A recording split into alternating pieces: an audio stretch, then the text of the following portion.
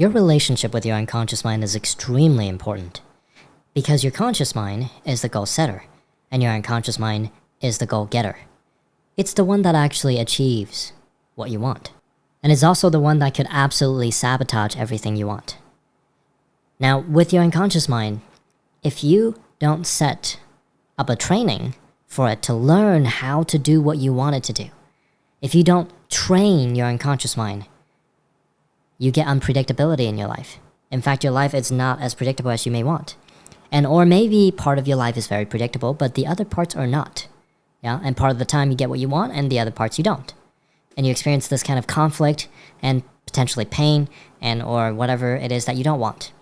Sometimes so unexpectedly. So what is a good way for you to build this relationship? Well, first off, consider this analogy. Let's say there is a dolphin trainer. And dolphin trainer, let's say her name is Sam. Sam is training a beautiful, wonderful dolphin. And this dolphin, when the dolphin first come out to the audience, and let's say there's a group of audience, people watching, and this is obviously a setup environment, and in a safe environment, this trainer, Sam, is wanting to train the dolphin to perform different tricks. And there are quite a few shows set up, and they want to be very entertaining. And they're also doing research to see how to train the dolphins more effectively.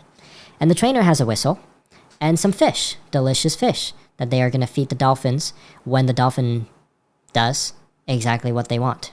So, first performance, the dolphin comes out, and the dolphin would do something special and would pull his nose up in the air and swim really high.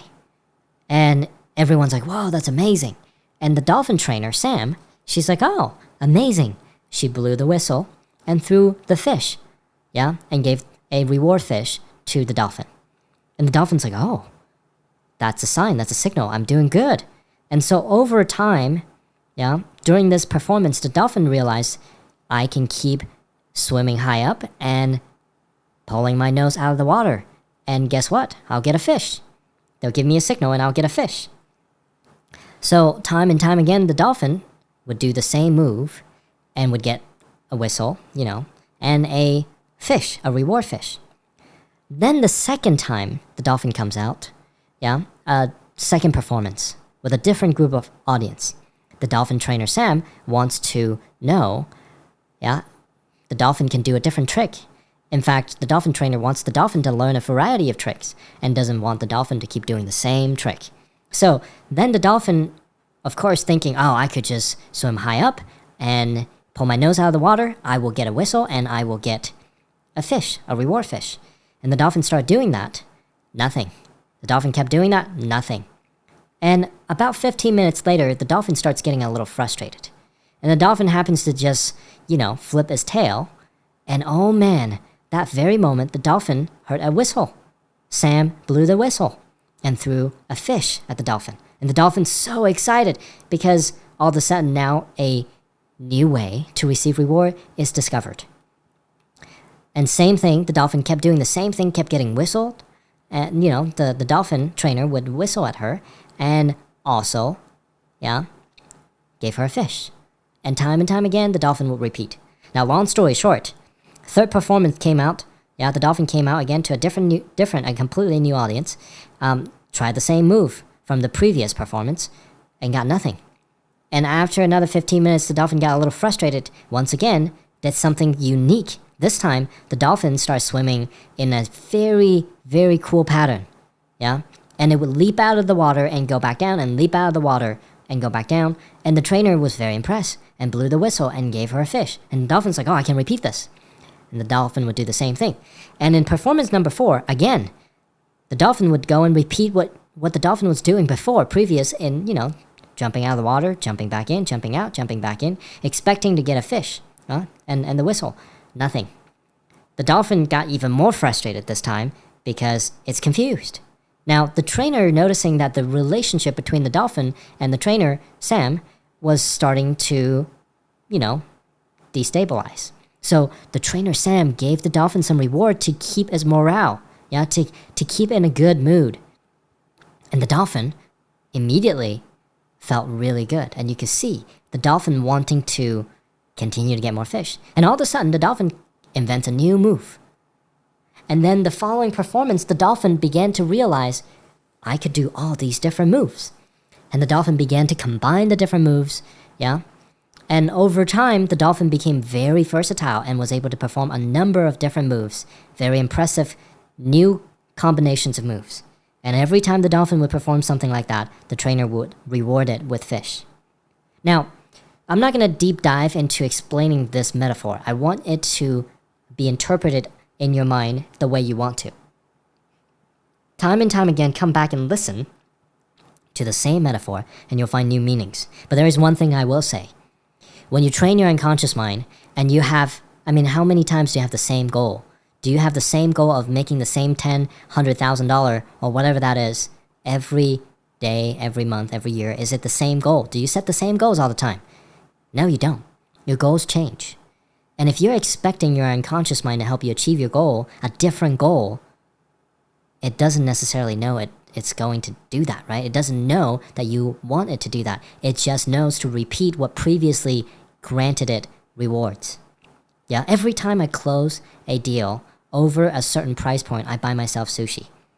I'm training my unconscious mind to accept the reward whenever it does what I want. And it's very specific, a certain dollar amount. And then whenever my unconscious mind wants sushi, it would literally go and close a deal for me. It's so strange. And I can explain a lot more later. But here's something I want you to consider. When was the last time you rewarded yourself?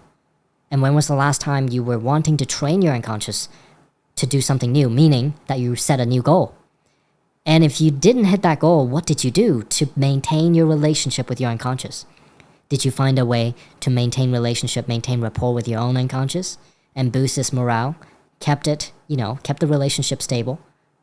And even entices your own unconscious, that you are beginning to entice your unconscious to do what you want by showing your unconscious mind, this is the reward you're going to get. And if you haven't trained your mind to do a variety of things and achieve a variety of different goals, you'll find that you may have greater resistance from within your own mind, your own unconscious, that it doesn't have any reason to achieve what you want. So in this very track, I want you to consider, what are the reasons for you to succeed? What are the reasons for you to achieve your goals? What reasons have you given yourself? And if you're asking your mind to do a variety of different things, achieving different levels of goals, and are pretty aggressive with changing the size and or the category of your goals, then be aware that you must learn to reward your unconscious.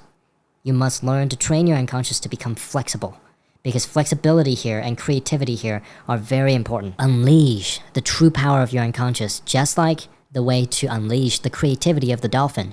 The trainer has to have a great relationship with the unconscious and has to condition it to do different behaviors effortlessly and reward it accordingly. So in the very next track, we're going to explain how to install different, quote, tricks. And these tricks are cool. They are going to help your unconscious mind achieve things that you didn't think were possible before. Automatically, naturally. This is a training that will help you train your unconscious. And there aren't many places where you can learn how to really build this relationship in a totally applicable and you can practice it step-by-step way. So in the next track, we're going to reveal to you some very key behaviors that you want to train your unconscious mind to show you and to provide to you so that it can make your life that much easier. And this all begins with a relationship with yourself.